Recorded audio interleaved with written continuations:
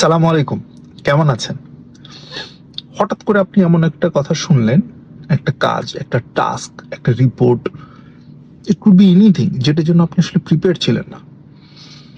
এবং শোনার সাথে সাথে এমনভাবে মেজাজটা খারাপ হয়ে গেল যে it's like, come on, it's not my thing, why do I have to do it and all that, right?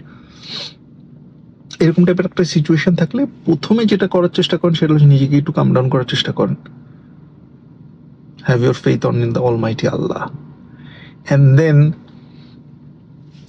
Take the thing in a positive way, যে ঠিক আছে, এই রিপোর্টটা, এই কাজটা বা এই টাস্কটা আমাকে করতে হবে।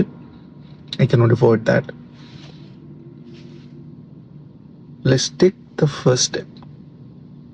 Step by step you gonna find out যে কাজটা ধীরে ধীরে আগাচ্ছে, ইমপ্রুভ হচ্ছে এবং ফিনিশ লাইনের দিকে যাচ্ছে। আপনি যদি প্রথমেই ভরকে যান, আপনার পুরো কাজটাই ভরকে যাবে, আপনার কাজের কোয়ালিটি ডিট্রয় করে যাবে। ভরকে না যেয়ে ঠান্ডা মাথায় চিন্তা করে পজ দেন, একটু প্ল্যান করেন, একটু ওয়ে আউট বের করার চেষ্টা করেন, তারপর একটা স্টেপ আগান, তারপর একটা স্টেপ আগান। দেখবেন অনেক ডোরস ওপেন হয়ে গেছে, অনেক অপরচুনিটি ওপেন হয়ে গেছে, অনেক ইনফরমেশন চলে আসছে যার মাধ্যমে আপনি কাজটা ইজিলি করতে পারবেন। ভয় পেয়ে যান না, লেগে থাকেন, ইনশাআল্লাহ আল্লাহ একটা ওয়ে আউট বের করে দিবে। All the best.